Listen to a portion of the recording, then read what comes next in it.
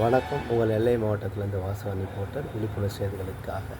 நெல்லை மாவட்டத்தில் தூய்மை பணியாளர்கள் விடிய விடிய போராட்டம்.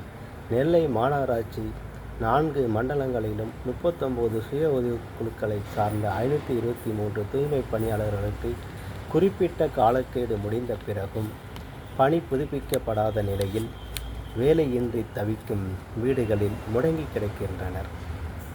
இதைத் தொடர்ந்து மீண்டும் பணி வழங்க கோரி மாநகராட்சி அலுவலகத்தை முற்றுகையிட்டு தூய்மை பணியாளர்கள் காத்திருப்பு போராட்டம் நடத்தி வருகின்றனர்.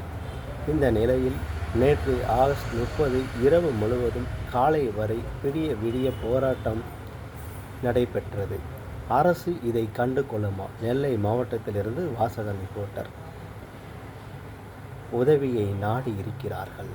ஆகவே அரசு முழுமையாக இதை ஏற்று அவர்களுக்கு பணி நியமன ஆணையை வழங்க வேண்டும் என்று நெல்லை மாவட்டத்திலிருந்து வாசகன் ரிப்போர்ட்டர் எஸ். பழனி இதை அன்போடு கேட்டுக்கொள்கிறேன். நன்றி, வணக்கம்.